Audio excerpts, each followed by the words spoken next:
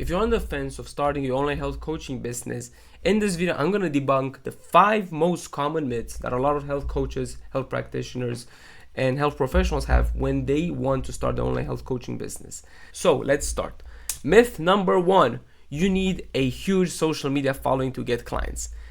This is totally false. You actually do not need a lot of followers. I can tell you this is from personal experience. This is my Instagram page. I don't have a lot of followers, but this does not stop me from generating revenue for my own business. There are different types of ways that you can generate revenue. Everybody thinks that you need to have a big social media following, that everybody needs to know you in order to generate some income for an online health coaching business or for a business in general. I can tell you that it's much better to have 500 or 300 highly engaged leads that are interested in your product than having 10,000 uninterested, uneducated leads that have no interest in your product whatsoever, because the way that you make money is through monetization structure.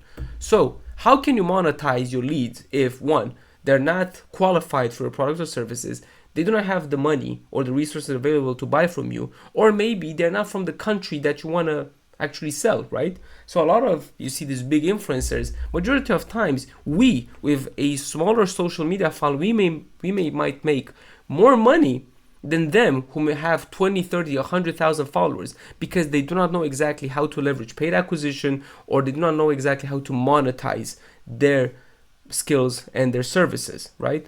So it's totally false. You do not need a big social media following. Majority of our clients and myself, we make money through leveraging paid acquisition channels. So it's very easy with just a couple of, 100, 200, 300 followers to make at least 5, 10K, 20K if you know exactly what you're doing. So this is myth number 1. So going to myth number 2, you need a certification to charge high ticket prices. This is a tough one, because the idea, and you doctors are very smart. I'm not going to say that part. Whenever we have like doctors and we engage in conversation with professionals, health professionals in general, they think that they need to get this type of certification. They need to get another course or another training to become qualified to start charging for the services. Now, obviously, this is more for typically for beginners who maybe do not have that experience and they have that mindset block that, I need to be qualified and qualified. Majority of times, if you have this type of doubt inside your mind, I can tell you that in 90% of cases you're overqualified. So you have even more experience. You're just setting yourself up for failure, thinking that you need to get another course, when in reality you just need to start doing your work. You need to start selling your services, and you need to start getting experience and results for your customers. Because I can tell you one thing, in the online world, in creating an online business, certifications do not mean anything.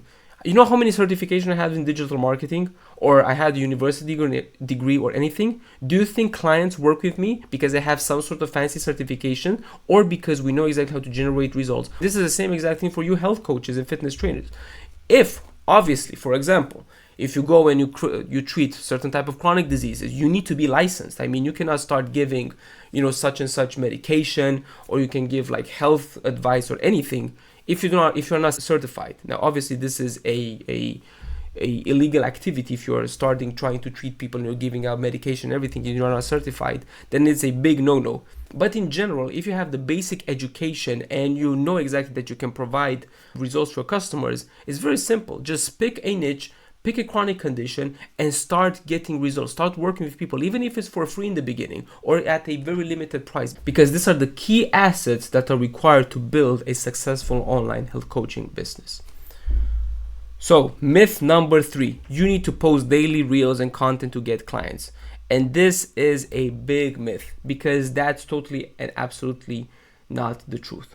As you've seen in my own Instagram social media following, or my YouTube, the only reason I'm constantly posting and everything is because I'm playing a long-term game. I want to build my brand out there. This is by no means an impediment for me to getting clients. For the last, maybe I think a year and a half, I didn't even have a social media following. The only reason I started doing a social media following is because I want to cement my brand in the agency world and in the health coaching space. But apart from that, I was making, money without people knowing about me. So it's by no means a hindrance for you that if just because I don't have an Instagram profile, or I'm not posting daily, or people do not know me, that I'm not going to generate money. If you know exactly how to leverage paid acquisition channels and having a client acquisition system that generates revenue and appointments for you, then you're going to be okay. The only reason you would like to invest in building a brand is, one, you want to cement your authority in the industry.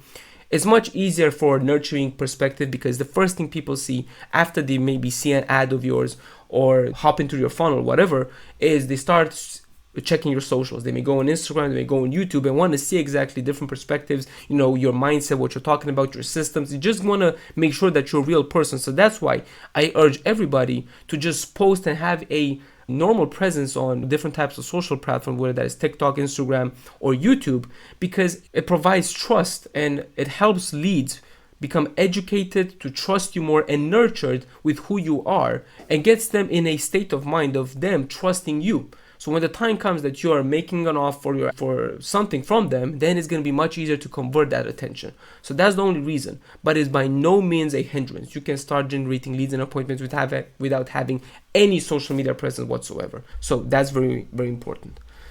Myth number 4, if you're a good coach, clients will just find you. This is totally false. Do you think people like Ryan Cole and all these different types of health coaches that I can show you here, why do you think they're investing money on advertising? This is all their ads on Facebook ad library. Do you think they're investing money and spending money on ads just because they just want, their attention or whatever? They're investing money because they're generating leads, they're generating appointments, they're generating money for their practices, for their online health coaching businesses. If this strategy wouldn't work, they wouldn't spend money for it. But you cannot generate leads and attention, especially in 2025, without investing money in paid advertising. Only way that you can do this is investing years and having so many different qualified and educated followers on your socials that you basically become a slave to an algorithm. And even you become a slave to algorithm and you start posting daily, it will take years and years of shooting, scripting, editing, filming, and just providing content to people that you're not going to make any money for a long period of time. You know how much time and effort it requires to start and script a Instagram reel, or to start and script a YouTube video with the editing, the scripting, and everything? It takes so much time. So if you're just going to think, I'm just going to post and people are going to come, absolutely not. Or if you have the idea, I can treat such and such condition. You can even treat cancer for all practical purposes. But just because you're good doesn't mean that you're going to get clients. It doesn't matter if you're good. If people do not know you, they're not going to buy from you. It's a marketing law. If you were in 1970s, even then you would need to spend money on advertising in newspapers, in leaflets, in radio shows to get the attention from your potential customers. 2025, the new wave of advertising is Meta, Instagram, Facebook, WhatsApp, TikTok. You got to spend money and to build a funnel for yourself to actually generate leads. You got to learn advertising, because if you're not going to do this, then you're going to be in a very precarious situation, because your competition is going to do this. Your competition is going to come. They're going to learn about advertising, and instead your potential clients coming to you, they're going to come to your competition because they know exactly how to advertise and generate that attention. So just because you're a good coach doesn't mean you're going to have a successful business. I can tell you that in 90% of cases, many health coaches, health practitioners are phenomenal doctors, are phenomenal caretakers. They know their stuff head to toe. But when it comes to marketing, they come and talk to me. Listen, I haven't had a client for months. The only type of clients that I got are from referrals. And this is not enough. I'm not generating a business. I'm thinking of quitting and going back to my regular job. This is because you do not understand how business works and how to build an online business. Just because you're a doctor doesn't mean you are exempt from the laws of marketing and competition. So that's why advertising is such an important thing. I believe is the most important thing. If you want to build an online health coaching business or a business in general, you got to learn this stuff, or else you're toast. And myth number 5, charging more means fewer clients. Where do I start? There's a big misconception that just because you raise your price is going to get fewer clients. And I can tell you that's totally false. Just because you raise your prices doesn't mean, maybe in the beginning you may get fewer clients. But let me tell you something what happens when you raise your prices. I'm going to give you a clear example. How many customers and how many people can afford a Ferrari? I don't know, maybe out of 100, maybe one person. But how many people can afford a basic, I don't know, Toyota or Toyota Corolla? Out of 100, maybe 50 or 40. Do you know what is the profit margin on a Ferrari? A Ferrari car on average, now I do not have the average statistics, but the Ferrari car, they're usually selling it for $600,000. The average profit margin is roughly 80 to 90% gross margins.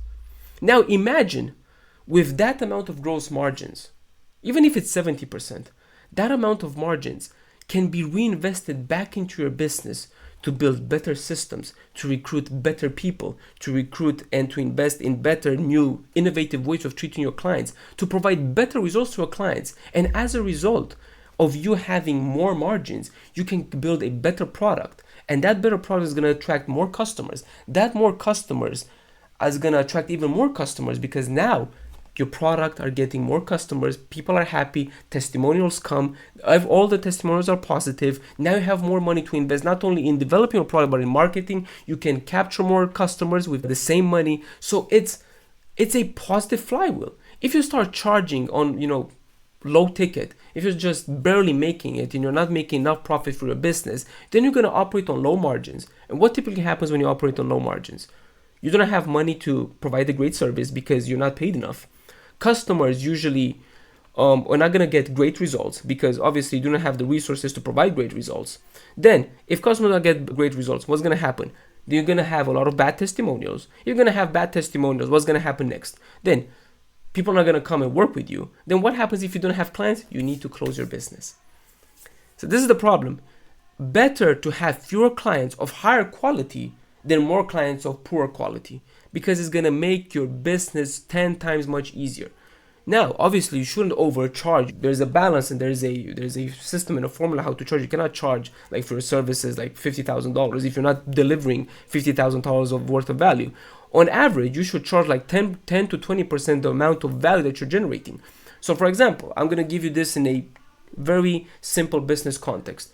If I'm generating $100,000 worth of value for my customer, I'm entitled to at least 5 to 10% of it. So it would be fair for me to charge $5,000 to $10,000 if I have a system to generate $100,000 for my clients.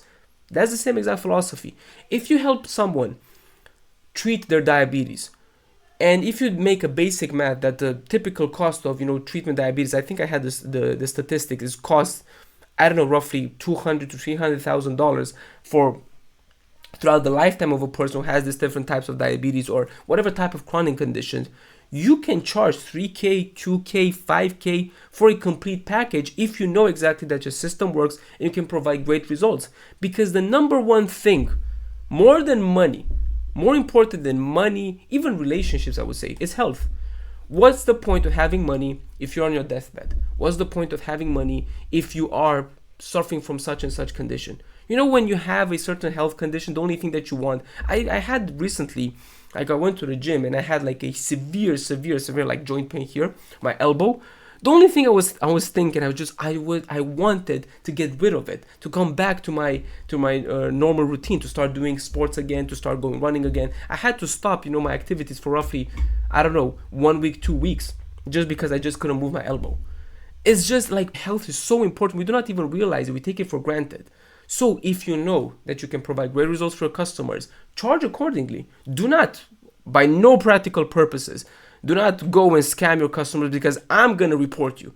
Do not take this information, the other way. But charge accordingly to the value that you provide. So that's about it, guys. These were the 5 myths that majority of health coaches and health professionals usually have when they start their online health coaching business. If you actually enjoyed this video, please like, share, and subscribe. I'm trying my best to create as many videos as possible to educate you health coaches, health professionals, to build a more successful practice for yourself. Thank you very much for watching, and I'll see you in our next video. Bye-bye.